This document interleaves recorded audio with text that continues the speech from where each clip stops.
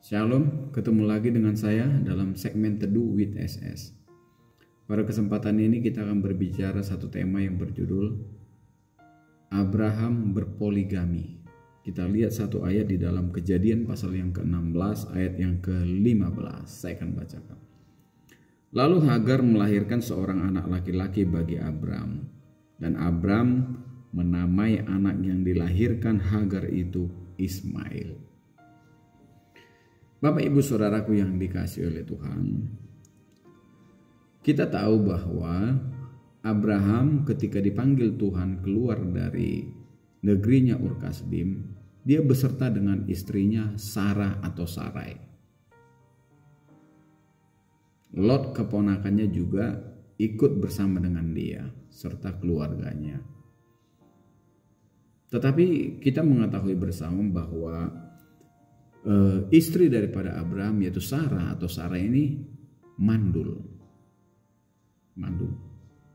Kita baca satu ayat di dalam Kejadian pasal yang ke-11 ayat yang ke-30. Kejadian 11 ayat yang ke-30 saya akan bacakan. Sarah itu mandul, tidak mempunyai anak. Jadi mereka tidak punya anak karena Sarai mandul. Dalam perjalanan hidup mereka keluar dari Ur Kasdim kepada satu negeri yang akan ditunjukkan Tuhan kepada mereka. Tuhan berjanji kepada Abraham akan memberikan seorang anak, akan memberikan keturunan. Dan janji Allah ini tidak serta-merta digenapi dalam diri Abraham beserta dengan Sarai. Mereka harus menunggu begitu panjang waktu yang mereka nanti untuk mendapatkan seorang anak dan menjadi ahli waris. Karena begitu lama, maka Sarai berpikir, tidak mungkin saya melahirkan seorang anak lagi walaupun Tuhan sudah berjanji. Kenapa?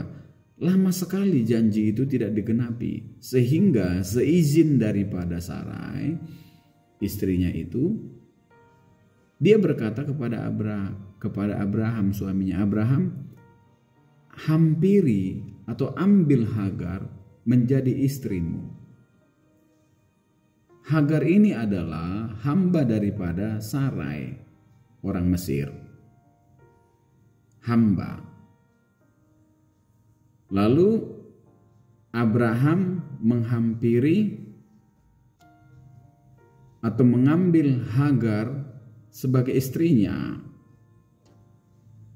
di dalam Kejadian pasal yang ke-16. Saya akan bacakan ayat yang ke-5.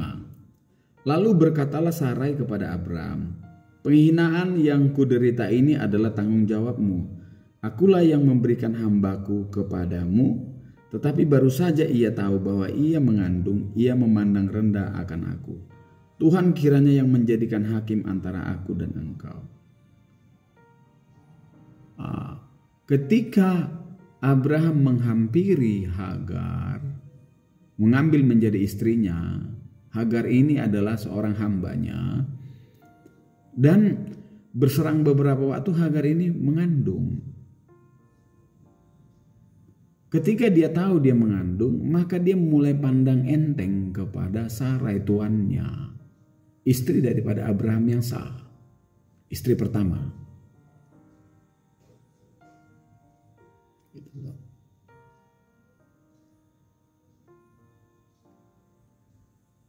Karena dia memandang remeh kepada Sarai, maka terjadilah perselisihan. Terjadi perselisihan. Inilah dampak daripada poligami yang dilakukan oleh Abraham.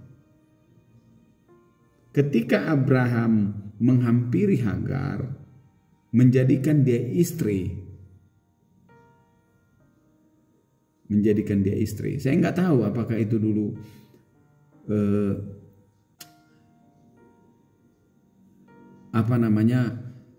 ada pemberkatan atau dan lain sebagainya.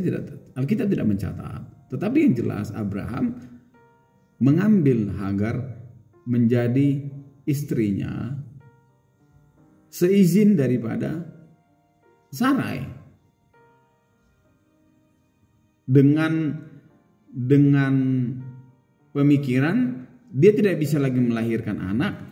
Nah, kalau dia ambil itu Hagar, nanti melahirkan anak dan inilah menjadi keturunan ahli waris mereka. Kira-kira begitu yang ada di pemikiran Sarai. Tetapi yang terjadi bukan seperti itu. Justru Hagar ini ketika dia mengandung, dia memandang remeh kepada Sarai tuannya. Terjadilah perselisihan. Inilah dampak daripada poligami Abraham.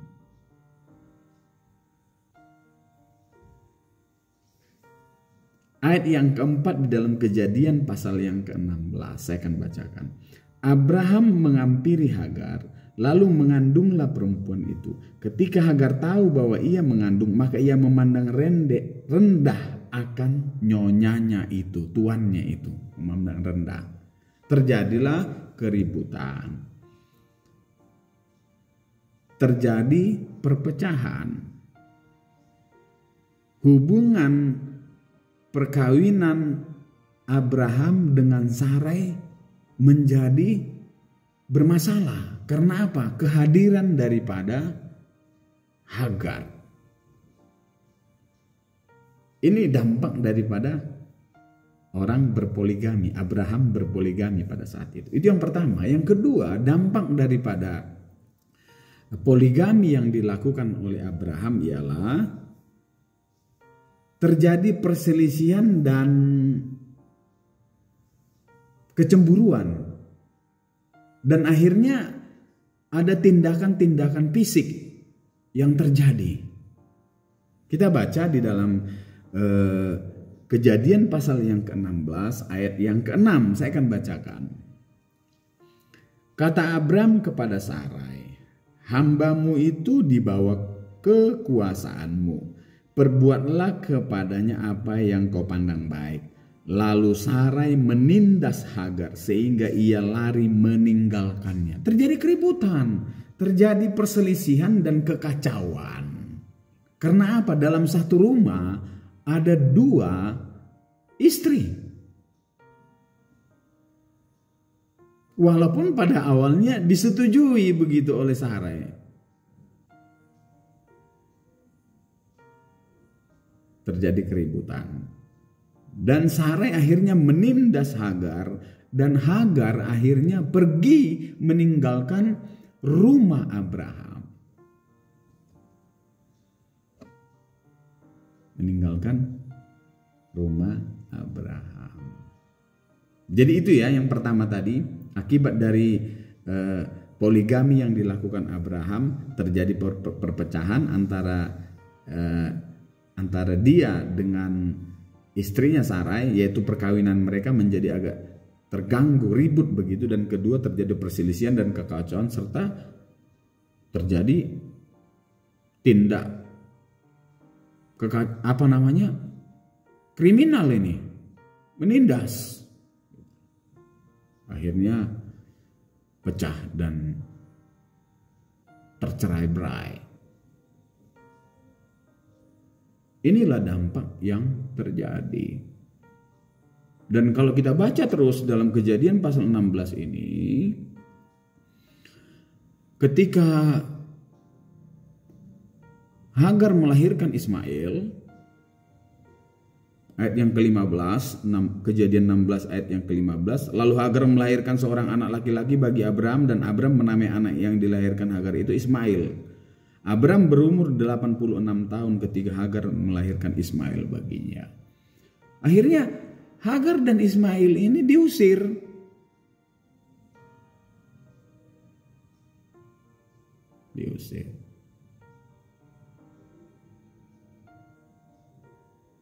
Itu. Dan beberapa lama kemudian barulah janji Tuhan digenapi dalam diri Abraham, dia akan melahirkan seorang anak. Dan benar, akhirnya di usia tua 90 tahun Sarai yang mandul tadi akhirnya mengandung dan melahirkan seorang anak yang bernama Ishak. Dan Ishak inilah anak perjanjian, ahli waris. Karena apa? Dia anak tuan, anak istri Abraham yang pertama yang sah. Bukan Ismail.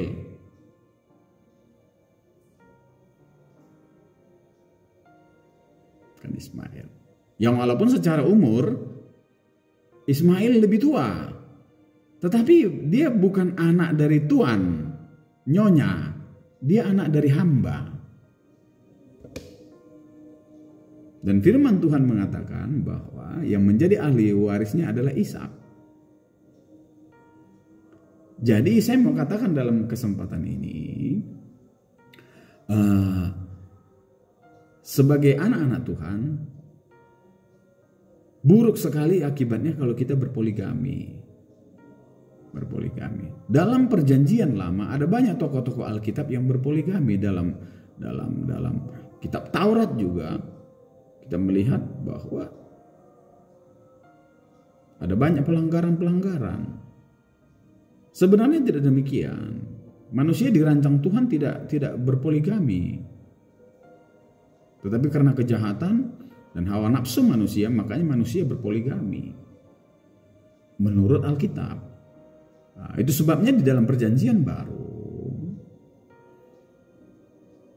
jelas sekali Alkitab melarang praktek berpoligami. Cukup satu istri. Dan kalau kita melihat dalam pemberkatan pernikahan, bahwa yang sering diikrarkan pengantin pria maupun wanita adalah mereka tidak lagi dua tetapi menjadi satu, dan yang dapat memisahkan mereka ialah maut, mati. Tidak ada perceraian. Kalaupun bercerai, cerai mati. Kalau cerai hidup, itu perzinahan. Jadi tidak ada istilah berpoligami dalam kekristenan. Dulu memang di dalam perjanjian lama ada banyak orang-orang yang berpoligami. Tapi setelah Kristus Yesus mati di kayu salib, maka tidak ada lagi praktek poligami. Jadi saya mau katakan pada kesempatan ini, mari kita anak-anak Tuhan memperhatikan ini dengan sungguh. Jangan sampai ada di antara kita berpoligami ataupun cerai hidup tapi kawin lagi, tetap dalam perzinahan. Biarlah ini menjadi satu perenungan bagi kita supaya kita tetap menjaga kesucian kita, rumah tangga kita, istri, anak dan keluarga boleh terjalin hubungan yang baik. Terima kasih buat perenungan ini. Tuhan Yesus memberkati kita semua. Amin.